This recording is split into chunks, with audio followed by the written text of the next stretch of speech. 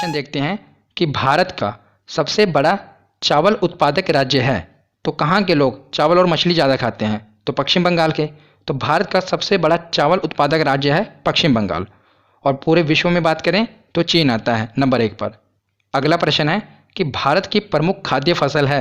हमने पीछे पढ़ा ना कि कौन सी ऐसी फसल है जिसका उत्पादन मतलब ज़्यादातर भारत के क्षेत्रफल पर वो फसल उगाई जाती है, तो यह है चावल।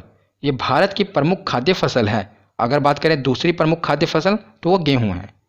अगला प्रश्न देखते हैं कि भारत में हरित क्रांति किस मामले में सर्वाधिक सफल रही है? तो हमने पढ़ा था ना कि भारत में हरित क्रांति से 2 प्रमुख फसलें थी जिनका उत्पादन कई गुना बढ़ गया था, तो ये थे गेहूं और चावल। अगर बात करें कि गेहूं और चावल में भी किसका उत्पादन ज़्यादा बढ़ा था, तो गेहूं का ज़्यादा बढ़ा था, याद रखिएगा। अगला प्रश्न देखते हैं कि भारत में हरित क्रांति का जनक किसे माना जाता है? यहाँ पर इन्होंने पूछा है कि भारत में, तो भारत में हरित क्रांति का जनक किसे माना जाता है? तो डॉक्टर MS स्वामीनाथन को। अगर ये पूछा जाता कि हरित क्रांति के जनक कौन है तो ऑप्शन ए सही होता, नॉर्मन अर्नेस्ट बोरलॉग। पर अगर ये पूछा जा रहा है कि भारत में कौन है तो ये है MS स्वामीनाथन, याद रखिएगा। अगला प्रश्न देखते हैं कि भारत में श्वेत क्रांति के जनक माने जाते हैं, तो श्वेत क्रांति किससे संबंधित है? दुग्ध यानी कि दूध उत्पादन से। तो इसके जनक कौन थे?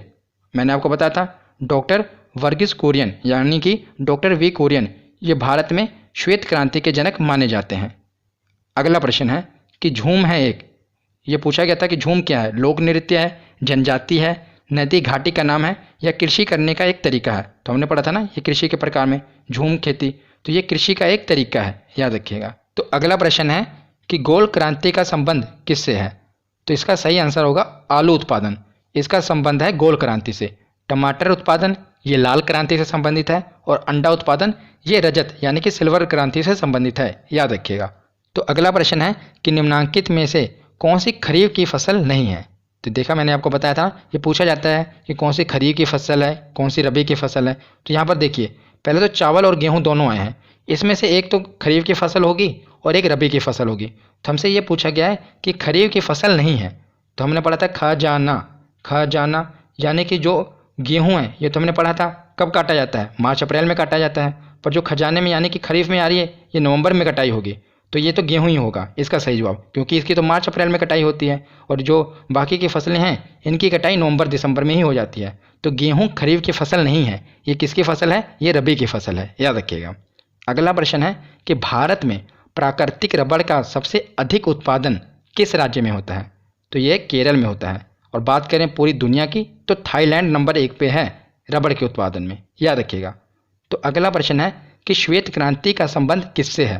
तो हमने पढ़ा ना किससे है, तो दूध उत्पादन से इसका संबंध है और इसके जनक वर्गीस कुरियन है। अगला प्रश्न है कि भारत में किस खाद्य फसल का उत्पादन सबसे अधिक होता है? तो ये किसका सबसे अधिक होता है? तो चावल का उत्पादन सबसे अधिक होता है भारत में। तो आज का आखिरी प्रश्न है कि भारत के किस राज्य में गन्ने की खेती के अंतर्गत सबसे अधिक भूमि है? वो ये पूछना चाहता है कि बताइए भारत के किस राज्य में सबसे अधिक गन्ने का उत्पादन होता है? तो ये है उत्तर प्रदेश, यहाँ पर सबसे अधिक गन्ने का उत्पादन होता है। और बात करें पूरी दुनिया में तो पूरी दुनिया में नंबर 1 पर कौन है? तो ब्राज़ील है गन्ने के उत्पादन के मामले में। तो आज की ये वीडियो यहीं पर ख़त्म होती है। कैसी लगी ये वीडियो कमेंट सेक्शन में ज़रूर बताना। धन्यवाद।